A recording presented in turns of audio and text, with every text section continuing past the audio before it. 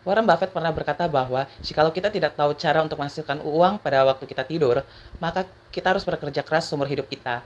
Kami dari tim Divide and Hunter dari Universitas Samratulangi, saya Dela Miluntungan selaku ketua tim, anggota tim saya yaitu Megi Melita Supit dan juga Andi Muhammad Yusuf Ridwan akan mempresentasikan mengenai riset investasi PT Itamara Nuraya yang berkode saham IRA dengan judul Hidden Gem in the Midst of Pandemic. Untuk pembahasan kami yang pertama adalah ringkasan eksekutif. Sejak resmi IPO pada tanggal 19 Oktober 2019 hingga sekarang, berdasarkan hasil analisis kami bahwa PT Itamara Nuraya memiliki kinerja yang baik dan positif. Hal ini ditandai dengan 1. Terjadinya kenaikan pergerakan saham sebesar 342,5% dari awal IPO hingga sekarang. Kedua, terjadinya peningkatan laba yang melebihi target perusahaan. Dan yang ketiga adalah pembagian dividen yang rutin dan lancar. Dari sinilah tercermin bahwa kinerja IRA dapat dikatakan baik dan positif.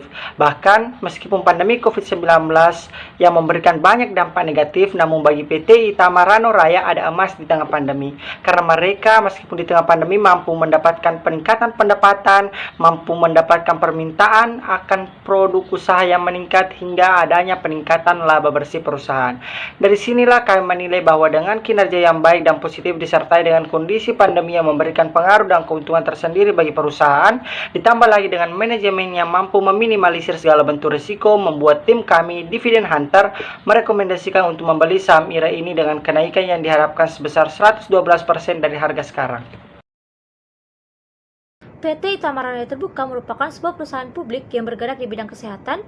Dalam hal ini mendistribusikan berbagai peralatan dan perlengkapan medis berteknologi tinggi yang sudah ada sejak 30 November tahun 1988. Nah, untuk revenue drivernya sendiri terdiri dari 3 segmen. Yang pertama ada segmen alat kesehatan non-elektromedik steril, yang kedua ada produk diagnostik in vitro, dan yang ketiga produk imunomodulator yang merupakan produk baru.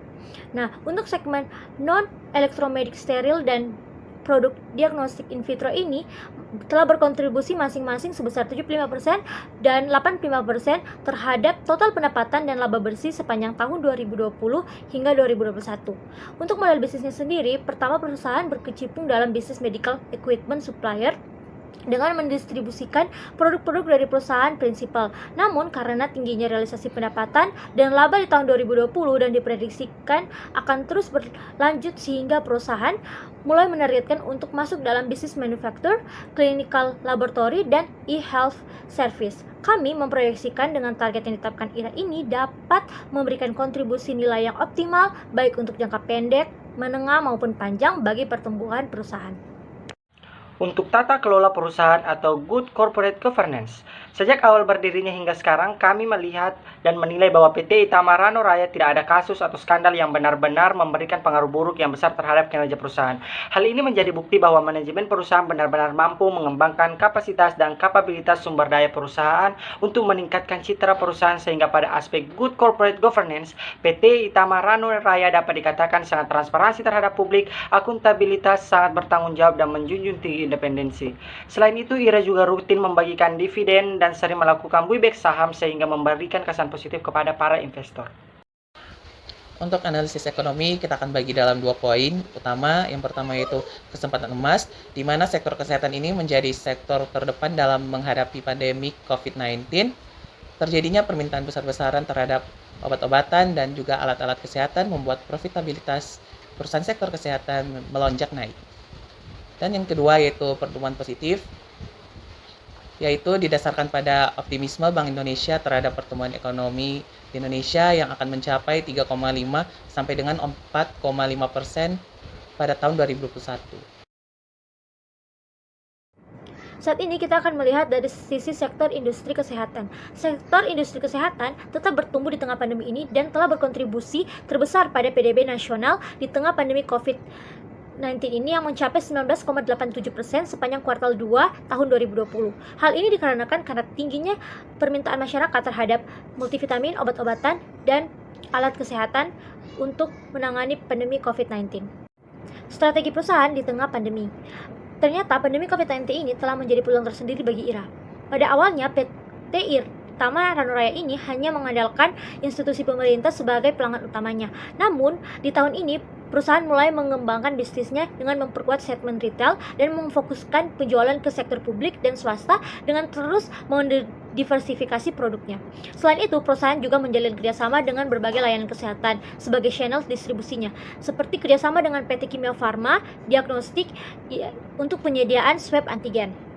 Yang berikutnya, perusahaan juga sedang mempersiapkan proses untuk mengakuisisi sister company-nya yaitu PT Wanjik Indonesia yang akan memproduksi alat kesehatan seperti antigen, pabrik kantong darah, safety box, dan jarum suntik bekas yang paling terkenal yaitu jarum suntik AIDS yang sudah berstandar atau direkomendasi oleh WHO dan juga telah memiliki TKDN. Nah, selain itu, dengan IRA menjadi produsennya, maka target akan mendapatkan laba perusahaan yang lebih besar dapat tercapai. Saat ini kita akan lihat posisi persaingan saham IRA. Nah, pada perdagangan perdana, harga saham IRA melonjak ke angka 49,73% atau hampir terkena auto reject ke level Rp560 per lembar saham dari harga IPO sebelumnya Rp374. Direktur Utama Itamara Raya, Bapak Teten Setiawan, mengatakan pada saat penawaran umum, IRA mengalami kelebihan permintaan atau oversubscribe sebanyak 34,96 kali dari polling. Nah, sejak tahun 2020 ini juga perdagangan saham IRA kian ramai dan volume transaksi meningkat. Kita bisa lihat dari tabel dari grafik yang ada. Selain itu, pergerakan naik turun harga saham cukup lebar dan ditutup dengan harga yang naik tinggi menjadi penanda bahwa minat investor terhadap saham ini meningkat tajam. Untuk itu juga IRA sangat cocok untuk dijadikan investasi jangka panjang karena belum memiliki pesaing dalam industri yang sama persis dengan IRA, serta tingkat likuiditasnya di bursa efek cukup tinggi. Kinerja keuangan Itamara Raya akan dibandingkan dengan kinerja dari Kimia Farma dan juga Indofarma berdasarkan current ratio, net profit margin, dan juga return on equity. Untuk return on equity dan juga net profit margin, PT Itamara Raya ini menjadi juaranya karena pertumbuhannya jauh lebih baik dibandingkan dengan Kimia Farma dan Indofarma.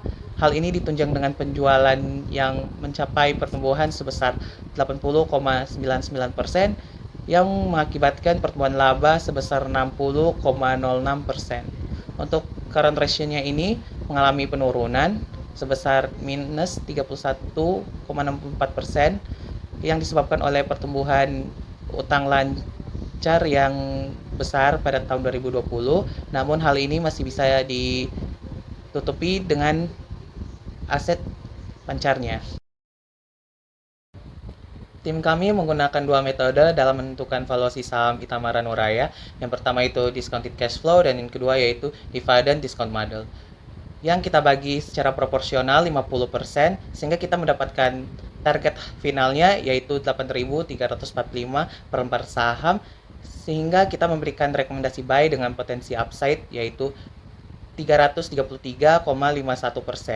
Selain itu, pertumbuhan dividen dari Itamara Raya itu sangat tinggi, mencapai 62%, serta pertumbuhan IPS-nya mencapai 58%, dan juga Itamara Raya membukukan arus kas positif pada bagian operasionalnya sejak tahun 2020, sehingga Itamara Raya ini berada pada fase growth atau pertumbuhan. Pembahasan selanjutnya yaitu risiko investasi, yang dimana karena keberadaan pandemi COVID-19 yang memberikan berbagai dampak negatif berimbas pada munculnya risiko investasi, diantaranya satu, risiko likuiditas. Hal ini berkaitan dengan current rasio perusahaan yang menurun karena meningkatnya kewajiban jangka pendek, namun hal itu masih dapat terkontrol karena kewajiban jangka pendek perusahaan masih dapat di-backup dengan aset lancar. Risiko yang kedua yaitu risiko ketidakpastian ekonomi yang disebabkan karena pandemi COVID-19, baik itu ekonomi lokal maupun ekonomi global, yang dimana karena ketidakpastian ekonomi ini dapat menyebabkan kurs mata uang mengalami fluktuasi.